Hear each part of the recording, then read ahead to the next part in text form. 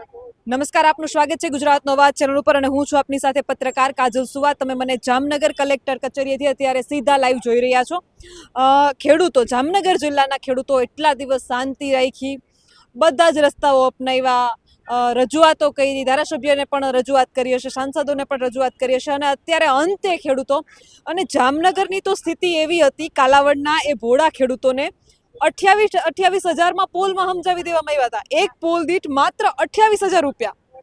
અત્યારે આખરે કંટાળી થાકી અને આજે મોટી સંખ્યામાં માત્ર ભાઈઓ નહીં, ખેડૂત બહેનો પણ મોટી સંખ્યામાં જામનગર કલેક્ટર કચેરીએ પહોંચ્યા હતા. માત્ર જામનગર જિલ્લો નહીં, મોરબી, જેતપર ખાતે જે આંદોલન ચાલી રહ્યું છે ત્યાંથી પણ ખેડૂતો જે છે એ જામનગર ખેડૂતોના સાથ સહકાર માટે આવ્યા હતા. આપણે જાણો છો કે દ્વારકામાં પણ અત્યારે ખેડૂતો ખેતરમાં બેઠા છે, ધોળકાના સરગવાડામાં આપણે જોયું, સાણંદમાં જોયું, એટલે ગુજરાતના ખૂણે ખૂણે અત્યારે ખેડૂત આંદોલનો ચાલી રહ્યા છે. કચ્છના વાંઢિયામાં જોયું. આખરે કંટાળી અને જામનગરના ખેડૂતો હવે કલેક્ટર કચેરીએ પહોંચ્યા છે. મારી સાથે યુવા ખેડૂતો છે, મારે એમને પૂછવું છે. અત્યારે ખેડૂતોની સ્થિતિ તો બહુ કફોડી છે જ, પણ વિદ્યાર્થીઓની હાલત એવી જ છે. ખાસ કરીને બેન તમારો આભાર. ગુજરાતનો અવાજ, ખેડૂતોના બધા પ્રશ્નો તમે દેખાડો છો. ઘણા બધી મીડિયા અત્યારે આવી ગયા છે. મારે એક માહિતી આપવી છે તમને. આજથી અમે છેલ્લા 2 વર્ષ પહેલા અમારે પાવર ગ્રીડની લાઈન નીકળી હતી ખાવડાથી અમદાવાદ. તો એ વખતે અમે પણ 1 વર્ષ લડત આપી બેન, પણ અત્યારે મીડિયામાં એવું હાલ્યું નહીં. પણ તમારા થકી અત્યારે આખા ગુજરાતમાં નહીં, આખા ઓલ ઇન્ડિયામાં અત્યારે ચાલે. એ વખતે અમને જંત્રીના જ ભાવે બેન આપતા હતા ખાલી પૈસા. જંત્રીનો ભાવ અમારો મોરબી જિલ્લાનો અમારા ખાખરેચી ગામનો 19 રૂપિયા હતો. એટલે પોલ દીઠ આશરે 25-30 હજાર રૂપિયા જ આવતા હતા. પછી લડત કરી અમે 6 મહિના ત્યાં જ્યાં થાંભલા આવતા હતા ને એ જ જગ્યાએ અમે રાત ને દિવસ બેઠા રહીએ બેન. બધો ધંધો બંધ કરીને અમે અહીંયા રહેતા હતા. તો પછી એમાંથી એને અમારે એક ધુડકોટ ગામ હતું, અહીંયા અમે સભા ગોઠવી. જ્યારે સભામાં ગયા ને ત્યારે અમારા ધારાસભ્ય શ્રી અમને ત્યાં બોલાવ્યા કે આપણો નવો GR બાયણે પાડી દીધો 1003, એના 30% બેન સાંભળજો. તો બધા ખેડૂતો અમુક એક્સેપ હતો. હવે જે જંત્રીનો ભાવ હતો, ચોકલેટ દીધી હોય ને પછી ડેરી મિલ્ક દે એટલે છોકરો કેટલો રાજી થાય, એવી રીતના ખેડૂતોને હતું. તો પછી અમે ત્યાં ગયા ત્યારે 1003ના 30% લેખે અમને બધાને માહિતી આપી. એને પછી એને GR પણ બેન કલેક્ટરના એક સિગ્નેચર વાળો એને GR બાયણે પાડી દીધો.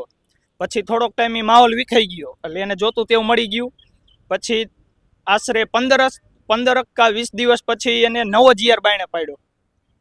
જે પોલ આવે છે થાંભલો એના 979 રૂપિયા, અને જે કોરિડોર તાર આવે એના 675. મતલબ એક જ ખેતરને એને 2 ભાવ કર્યા.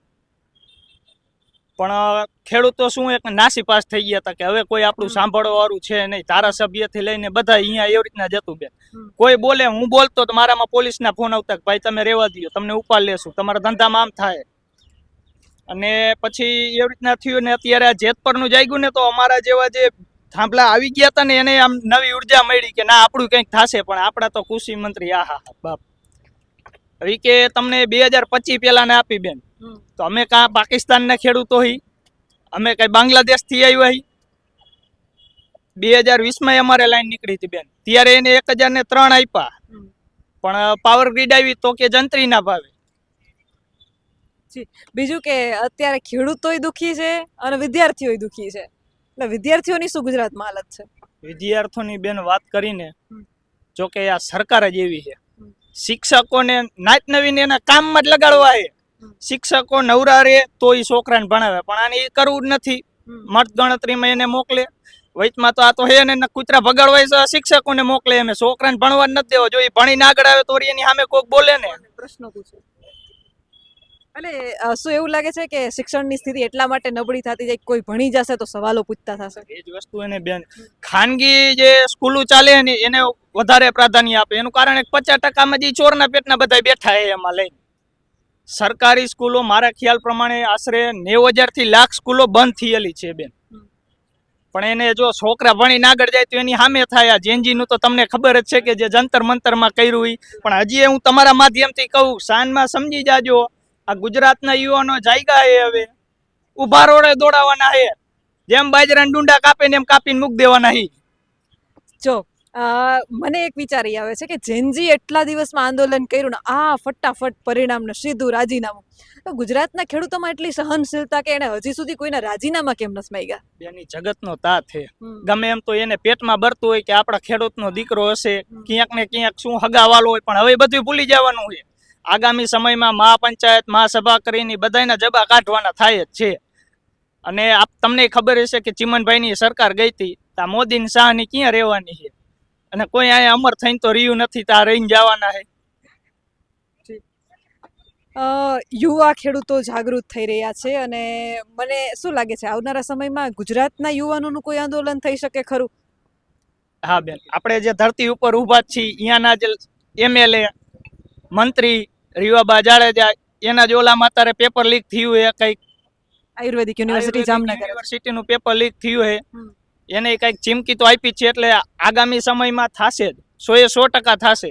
એનું કારણ એ કે અત્યારે ભણતર હાવ ઓલું જ કરી નાખ્યું, પાયમાલ કરી નાખ્યું. એક ભણતરને પાયમાલ કરી નાખે, ખેડૂતોને પાયમાલ કરી નાખે, નાના ઉદ્યોગો વાળાને પાયમાલ કરી નાખે. એટલે એને જોતું તેવું જડી જાય, પછી નાખે 2000 ખાતામાં લ્યો. આ બધું મીઠું પોઈઝન આપને પાય. મીઠા ઝેર જેવું છે કે તમને ટુકડે ટુકડે મળતું રહેવું જોઈએ. કેમેરામેન રાજ પરમાર સાથે હું પત્રકાર કાજલ સુવા. આપ જોઈ રહ્યા હતા ગુજરાતનો અવાજ, જામનગર કલેક્ટર કચેરીથી.